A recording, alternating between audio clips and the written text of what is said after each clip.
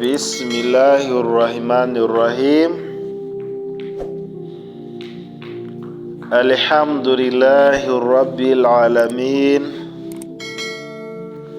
Wassalatu wassalamu ala rasulillah. Reka nanone dutangire bavandimwe twiragiza ku izina rya Allah, Imana Nyagasani yo nyirimpuhwe kaba na nyirimbabazi.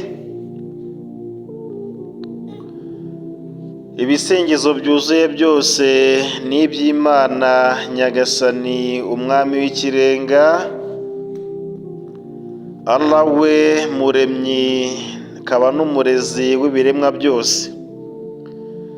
Amahoro n'imigisha bya Allah nibisakare ku wasozereje intumwa n'abahanuzi ari we Muhammadi. Amahoro abe kube abasangirangendo be n'abazakomeza gukora ibyiza babuza ibibi bikorwa. Dusaba Imana ko yaduha kuba muri abo ngabo. Allahumma amin. Bavandimwe ba Islam, namwe mwese mukurikirana iyi channel, uyu munsi turabagezaho inyigisho ikomeye cyane, inyigisho ituma umuntu yisubiraho akagarukira Imana mu byo yamutegetse, akitekerezaho akanibaza aho azerekera ku munsi w'imperuka. Tuzi ko umunsi w'imperuka uhari, hazabaho guhemba ndetse no guhana. Niyo mpamvu dukwiye kwitekerezaho tukanibaza, ese umunsi w'imperuka yaje tuzerekeza he? Ese wowe uteze amatwi ikiganiro, waba warigeze wibaza uti ese ni iki kizabaho igihe abantu bazaba bageze mu muriro wa Jahannama? Ni iki kizabaho igihe abantu bazaba bagiye muri Gehinomu? Ni ayahe magambo, ese ni ayahe magambo Shitani ubwe azavuga amaze kubona ko abo yayobeje bose bari mu muriro, bari mu bihano bikaze bya Nyagasani? Ni ayahe magambo Shitani azavuga, kubera ko ntabwo azabura icyo abwira abamukurikiye bavandimwe. Ibi rero si inkuru yatekerejwe n'abantu, ntabwo ari ibitekerezo by'abantu, si n'ibihuha ndetse yewe si n'imigani, ahubwo ni amagambo ya Nyagasani Allah subhanahu wa ta'ala yaduhishuriye mu gitabo cye gitagatifu cya Korani, ndetse n'imvugo z'intumwa ye Muhammadi sallallahu alaihi wasallam. Niba bavandimwe uyu munsi dukora ibyaha, niba uri kure y'Imana, niba ukurikira irari rya roho n'ibishuko bya Shitani, menya ko iyi nyigisho, menya ko iyi video ikureba, menya ko iyi nyigisho ari iyawe. Reba rero iyi video kugeza ku mpera, kuko ishobora kuba impamvu yo guhinduka kwawe. Ndagusaba ko waguma kuri iyi video kugeza ku musozo, kubera ko ishobora kuba impamvu yo kugarukira Imana Nyagasani, ishobora kuba impamvu yo kugaruka mu nzira nyayo yo gukora ibikorwa byiza utegekwa na Nyagasani Allah subhanahu wa ta'ala. Wowe rero ugeze kuri YouTube channel bwa mbere, kora subscribe ndetse ukore no kunzogera, kugira ngo ibiganiro byiza nk'ibi by'imyemerere bijye bikugeraho ku gihe. Namwe dusanganywe, reka mfate umwanya nk'uyu mbifurize impuhwe z'Imana, mbifurize urukundo rw'Imana, mbifurize ubusabane hagati yanyu n'Imana, kubera ko Imana yakwishimiye ntawakurakarira, Imana yakurakare ntawakwishimira. Ibyishimo n'impuhwe z'Imana nibyo mbifurije aho muri hose. Twinjira mu nyigisho yacu uyu munsi, ese mwari muzi ko shitani namara kwinjira mu muriro n'abamukurikiye azafata ijambo akageza ku bari mu muriro ijambo? Mwari muzi ko shitani azafata inyigisho hanyuma akigisha abo yayobeje n'abamukurikiye mu muriro? Ese iryo jambo ni irihe? Abantu bo mu muriro nibamara kuwugeramo, shitani Imana imuvume izabwira abantu bari kumwe nayo mu bihano by'umuriro amagambo yo kubagaya kugira ngo bicuze impamvu bakurikiye ibishuko bye. Ntabwo azabashimira kuko bamukurikiye, kubera ko ntacyo guhanwa ko bizongera, nta n'icyo bizagabanya ku buribwe nawe azaba afite, ahubwo azababwira amagambo yo kubagaya kugira ngo bicuze impamvu bakurikiye ibishuko bye aho gukurikira amagambo y'Imana babwirwaga umunsi ku wundi. Nk'uko tubisanga muri surati Ibrahim aya ya 22, Imana Nyagasani iravuga iti: وقال الشيطان لما قضي الأمر إن الله وعدكم وعد الحق ووعدتكم فأخلفتكم وما كان لي عليكم من سلطان إلا أن دعوتكم فاستجبتم لي فلا تلوموني ولوموا أنفسكم ما أنا بمصرخكم وما أنتم بمصرخي إني كفرت بما أشركتمون من قبل إن الظالمين لهم عذاب أليم. ngo abantu nibagera mu muriro wa jahanamu, Imana iwuturinde, shitani izafata ijambo maze ivuge iti ngo nuko ubwo imanza zizaba zimaze gucibwa, shitani avuga ati: mu by'ukuri yemwe bantu muri hano mu muriro, yemwe bantu muri mu bihano, yemwe bantu mwasuzugujwe, mu by'ukuri Allah Nyagasani umuremyi wanyu yabasezeranyije isezerano ry'ukuri ryo kuzazurwa no kugororerwa ingororano zihambaye, naho nge isezerano nabahaye sinaryubahirije kuko nta bubasha nari mbafiteho. Imana basezeranyije kuzabarokora, yabasezeranyije kuzabazura, ibasezeranya ingororano zihambaye z'ijuru, naho nge isezerano ryanjye sinaryubahirije. Isezerano nabahaye sinaryubahirije kuko nta bubasha nari mbafiteho, uretse ko nabahamagaye hanyuma namwe mukanyitaba. Kubw'ibyo shitani akomeza ati: kubw'ibyo ntimumvebe ntimungaye, ahubwo muvebe munagaye roho zanyu ubwanyu. Shitani ati: kubw'ibyo ntimumvebe ahubwo mwivebe mwebwe ubwanyu. Ubu ntacyo nabamarira kandi namwe ntacyo mwamarira.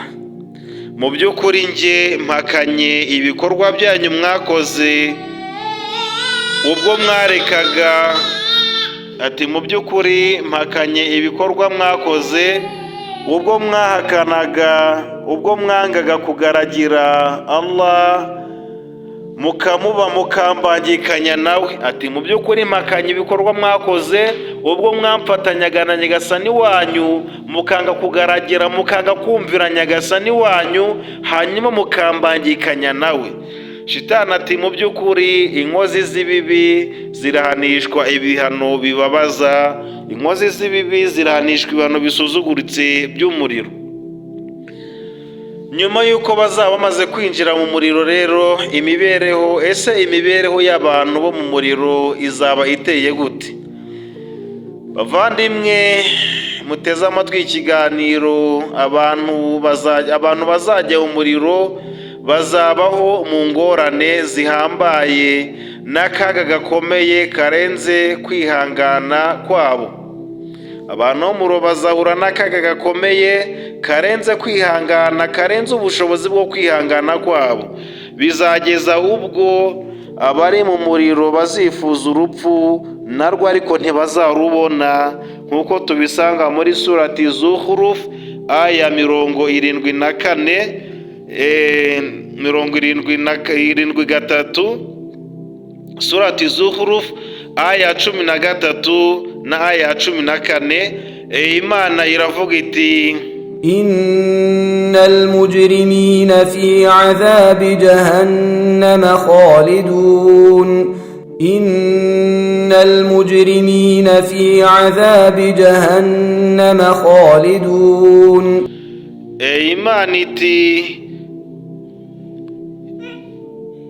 ngo inkozi z'ibibi zizaba mu bihano by'umuriro wa Jahannam cyangwa se wa Gihonomu. Imana uturinde igihe cyose. Ngo ntabwo bazoroherezwa kandi bazabibamo bihebye.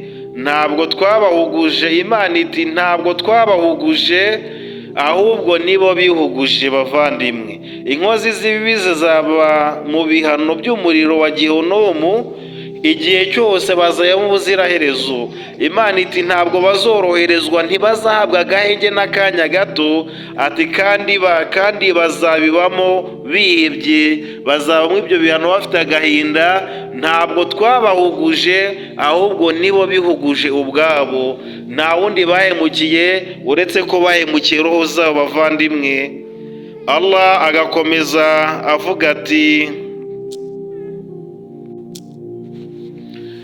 Allah nanone akavuga muri sura Al-Furqan ati: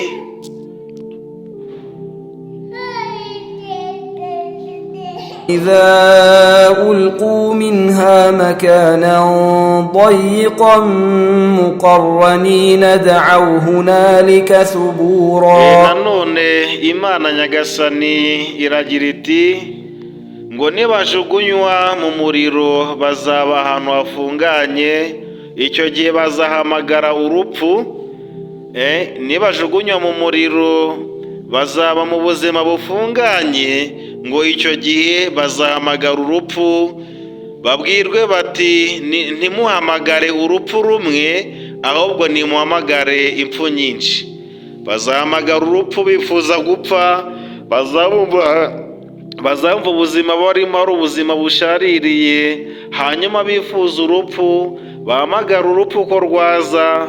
Hanyuma Imana ibabwire iyi mvugo, ibabwire bakina ku mubyimba ati ntimuhamagare urupfu, ntimuhamagare urupfu rumwe, ahubwo nimuhamagare impfu nyinshi. Ubuzima rero, ese umuriro bazabamo igihe kingana ute?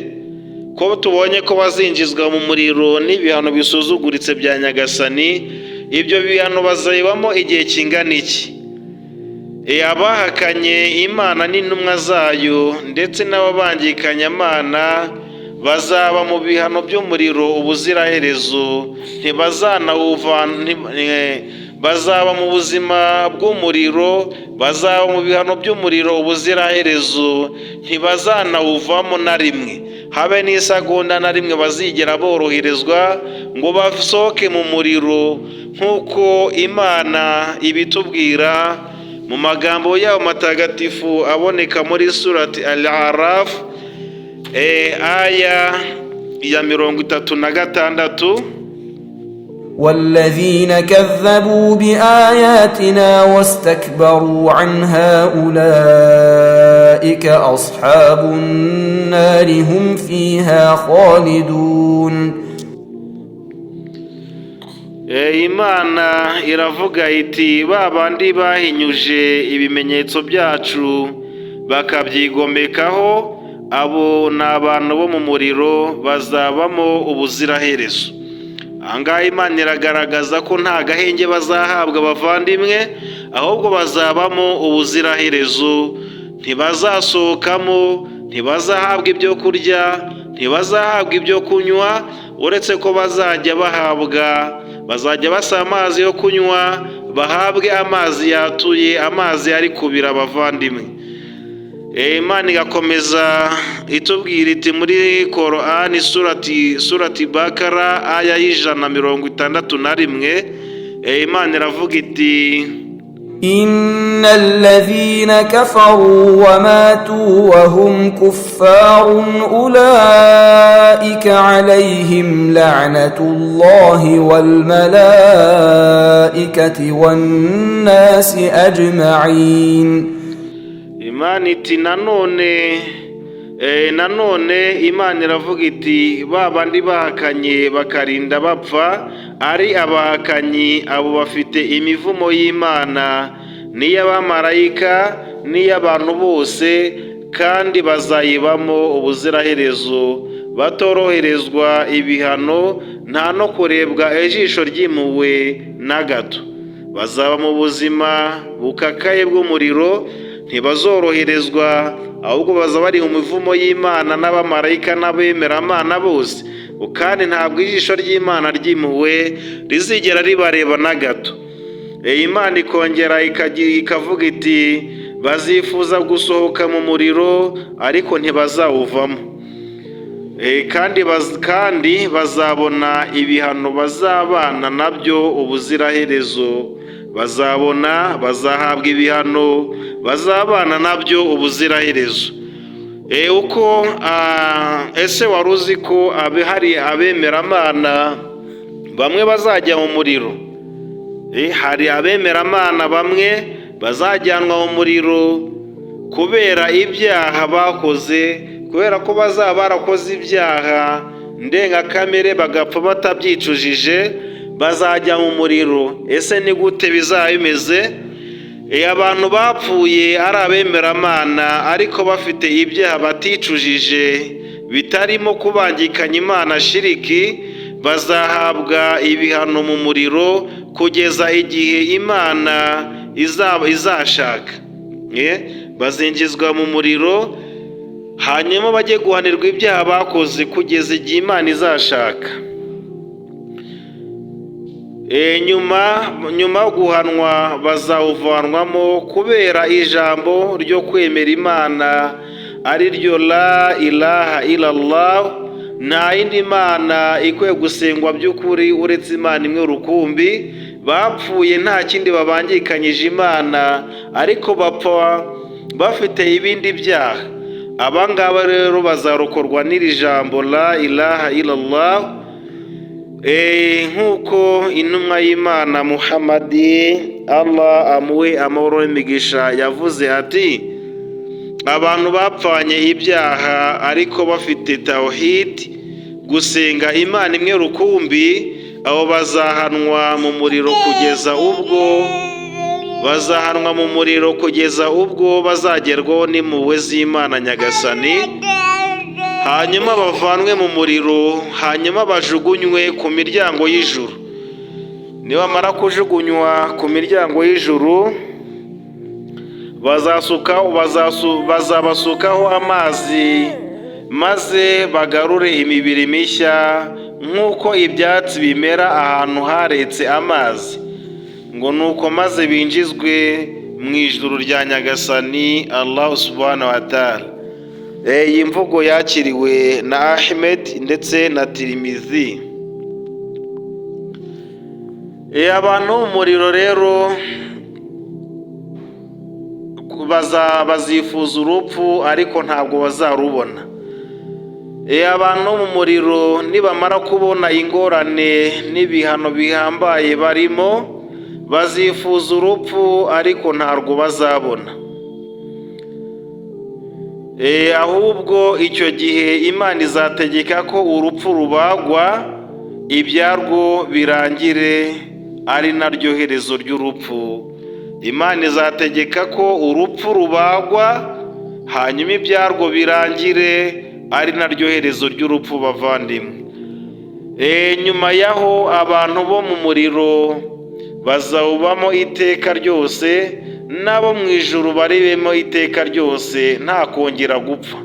Ibi bishimangirwa n'imvugo y'intumwa y'Imana Muhammadi, Allah amuhe amahoro n'imigisha, aho yavuze iti ku munsi w'imperuka urupfu ruzazanwa rumeze nk'intama y'igitare, ruzazanwa mu ishusho y'intama y'igitare, hanyuma ruhagarikwe hagati y'ijuru n'umuriro.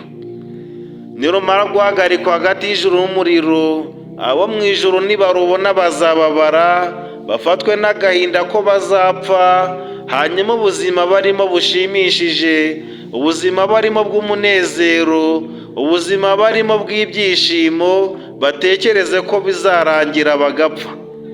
Ibyo nicyo kizabatera agahinda ko bazapfa bagasohoka mu mpuhwe barimo n'umunezero barimo bavandimwe, ariko bizaba ari n'ibyishimo ku bantu bazaba bari mu muriro. Nibabona urupfu bazavuga ati burya tuzapfa, burya tugiye gupfa turuhuke uyu muriro n'akaga turimo.